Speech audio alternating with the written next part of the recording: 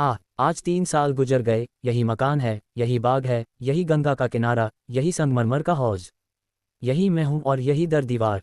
मगर इन चीज़ों से दिल पर कोई असर नहीं होता। वह नशा जो गंगा की सुहानी और हवा के दिलकश झोंकों से दिल पर छा जाता था, उस नशे के लिए अब जी तरस जरस के रह जाता है। अब वह दिल नहीं रहा। वह युवती जो जिंदगी का सहारा थी अब इस दुनिया में नहीं है। मोहिनी ने बड़ा आकर्षक रूप पाया था। उसके सौंदर्य में एक आश्चर्यजनक बात थी। उसे प्यार करना मुश्किल था, वह पूजने के योग्य थी। उसके चेहरे पर हमेशा एक बड़ी लुभावनी आत्मिकता की दीप्ति रहती थी। उसकी आंखें जिनमें लाज और गंभीरता और पवित्रता का नशा था, प्रेम का स्रोत थी। उसकी एक एक चितवन, एक एक क्रिया, एक एक बात उसके हृदय की पवित्रता और सच्चाई का असर दिल पर पैदा करती थी। जब वह अपनी शर्मीली आंखों से मेरी ओर ताकती तो उसका आकर्षण और असर की गर्मी मेरे दिल में एक ज्वार-भाटा सा पैदा कर देती थी। उसकी आंखों से आत्मिक भावों की किरणें निकलती थीं मगर उसके होठों प्रेम की बानी से अपरिचित थे। उसने कभी इशारे से भी उस अथाह प्रेम को व्यक्त नहीं किया जिसकी लहरों में वह खुद तिनके की तरह बही जाती थी। उसके प्रेम की कोई सीमा न थी। वह प्रेम जिसका लक्ष्य मिलन है, प्रेम नहीं वासना है। मोहिनी का प्रेम वह प्रेम था जो मिलने में भी वियोग के मजे लेता है। मुझे खूब याद है एक बार जब उसी हौज के किनारे चौदहवीं रात में मेरी प्रेम भरी बातों से विभोर होकर उसने कहा था, आह, वह आवाज़ अभी मेरे हृदय पर अंकित है। मिलन प्रेम का आदि है, अंत नहीं। प्रेम की समस्या पर इससे ज़्यादा शानदार, इससे ज़्यादा ऊंचा ख्याल कभी मेरी नज़र में नहीं गुजरा। वह प्रेम जो चितावनों से पैदा होता है और वियोग में भी हरा भरा रहता है, वह वासना के एक झोंके को भी बर्दाश्त नहीं कर सकता। संभव है कि यह मेरी आत्मस्तुति हो मगर वह प्रेम जो मेरी कमजोरियों के बावजूद मोहिनी को मुझसे था, उसका एक कतरा भी मुझे बेसुध करने के लिए काफ़ी था। मेरा हृदय इतना विशाल ही न था। मुझे आश्चर्य होता था कि मुझ में वह कौन सा गुण था जिसने मोहिनी को मेरे प्रति प्रेम से विह्वल कर दिया था। सौंदर्य, आचरण की पवित्रता, मर्दानगी का जौहर, यही वह गुण है जिन पर मोहब्बत निछावर होती है। मगर मैं इनमें से एक पर भी गर्व नहीं कर सकता था। शायद मेरी कमजोरियां ही उस प्रेम की तड़प का कारण थीं। मोहिनी में वह अदाएं न थीं जिन पर रंगीली तबीयतें फिदा हो जाया करती हैं। तिरछी चितवन, रूपगर्व की मस्ती भरी हुई आंखें, दिल को मोह लेने वाली मुस्कुराहट, चंचल वाणी, उनमें से कोई चीज़ यहाँ न थी। मगर जिस तरह चौड़त की मध्यम सुहानी रोशनी में कभी कभी फुहारें पड़ने लगती हैं, उसी तरह निश्चल प्रेम में उसके चेहरे पर एक मुस्कुराहट कौंध जाती और आंखें नम हो जातीं। यह अदा न थी, सच्चे भावों की तस्वीर थी जो मेरे हृदय में पवित्र प्रेम की खलबली पैदा कर देती थी। 2 शाम का वक्त था। दिन और रात गले मिल रहे थे। आसमान पर मतवाली घटाएं छाई हुई थीं और मैं मोहिनी के साथ उसी हौज के किनारे बैठा हुआ था।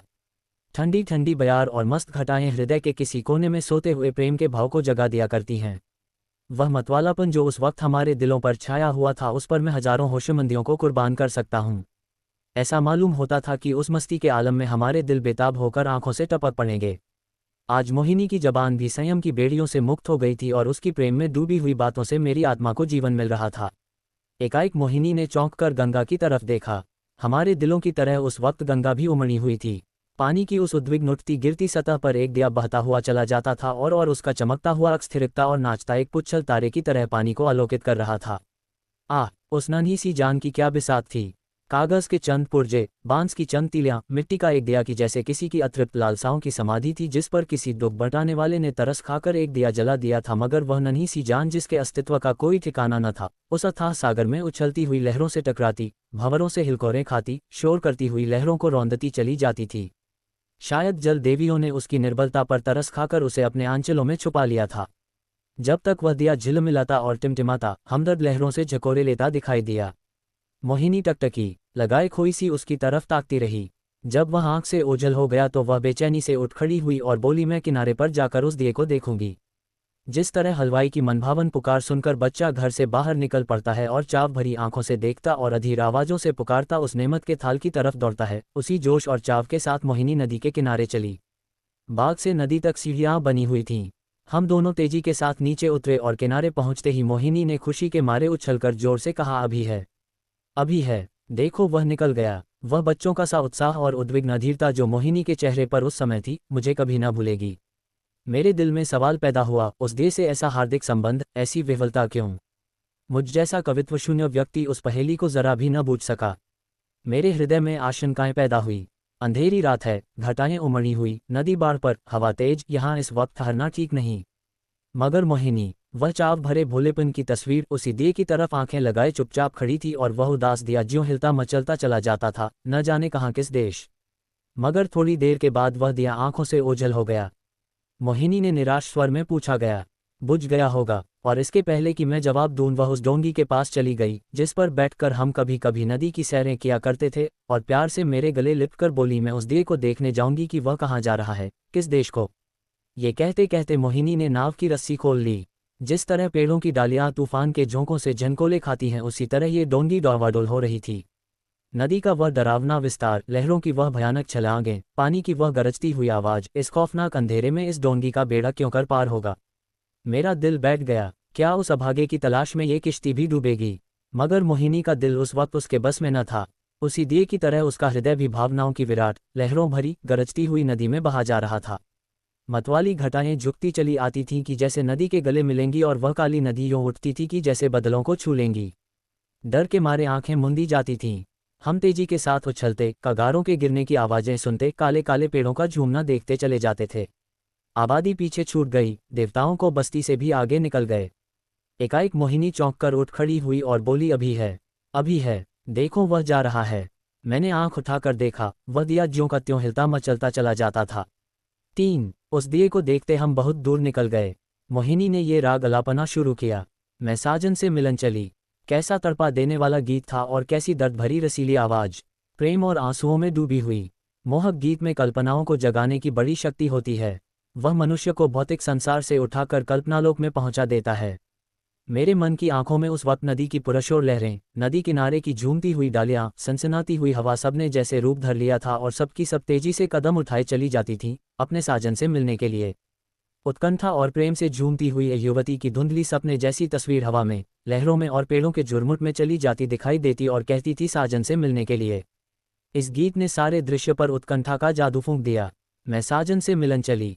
साजन बसत कौन सी नगरी में बोही ना जानूं, ना मोहे आस मिलन की उससे ऐसी प्रीत भली। मैं साजन से मिलन चली। मोहिनी खामोश हुई तो चारों तरफ सन्नाटा छाया हुआ था, और उस सन्नाटे में एक बहुत मध्यम रसीला स्वप्निल स्वर्ग क्षितिज के उस पार से, या नदी के नीचे से, या हवा के झोंकों के साथ आता हुआ मन के कानों को सुनाई देता था। मैं साजन से मिलन चली। मैं इस गीत से इतना प्रभावित हुआ कि जरा देर के लिए मुझे ख्याल न रहा कि कहाँ हूँ और कहाँ जा रहा हूँ। दिल और दिमाग में वही राग गूंज रहा था। अचानक मोहिनी ने कहा, उस दिए को देखो। मैंने दिए की तरफ देखा। उसकी रोशनी मंद हो गई थी और आयु की पूंजी खत्म हो चली थी। आखिर वह एक बार जरा भभका और बुझ गया।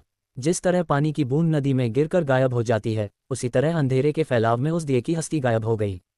मोहिनी ने धीमे से कहा, अब नहीं दिखाई देता। बुझ गया। ये कहकर उसने एक ठंडी सांस ली। दर्द उमड़ आया, आंसुओं से गला फंस गया। जबान से सिर्फ इतना निकला, क्या यही उसकी आखिरी मंजिल थी? और आंखों से आंसू गिरने लगे। मेरी आंखों के सामने से पर्दा सा हट गया। मोहिनी की बेचैनी और उत्कंठा, अधीरता और उदासी का रहस्य समझ में आ गया, और बरबस मेरी आंखों से भी आंसू की चंद बूंदें टपक पड़ीं। क्या उस शोर भरे, खतरनाक, तूफानी सफ़र की यही आखिरी मंजिल थी? दूसरे दिन मोहिनी उठी तो उसका चेहरा पीला था। उसे रात भर नींद नहीं आई थी। वह कवि स्वभाव की स्त्री थी। रात की इस घटना ने उसके दर्द भरे भावुक हृदय पर बहुत असर पैदा किया था। हंसी उसके होंठों पर यूं ही बहुत कम आती थी। हाँ, चेहरा खिला रहता था। आज से वह हंसमुखपन भी विदा हो गया। हरदम चेहरे पर एक उदासी सी छाई रहती, और बातें ऐसी जिनसे हृदय छलनी होता था और रोना आता था। मैं उसके दिल को इन ख्यालों से दूर रखने के लिए कई बार हंसाने वाले किस्से लाया, मगर उसने उन्हें खोलकर भी न देखा। हाँ, जब मैं घर पर न होता तो वह कवि की रचनाएं देखा करती, मगर इसलिए नहीं कि उनके पढ़ने से कोई आनंद मिलता था, बल्कि इसलिए कि उसे रोने के लिए ख्याल मिल जाता था। और वह कविताएं जो उस जमाने में उसने लिखी, दिल को पिघला देने वाले दर्द भरे गीत हैं। कौन ऐसा व्यक्ति है जो उन्हें पढ़कर अपने आंसू रोक लेगा? वह कभी कभी अपनी कविताएं मुझे सुनाती, और जब मैं दर्द में डूबकर उनकी प्रशंसा करता तो मुझे उसकी आंखों में आत्मा के उल्लास का नशा दिखाई पड़ता।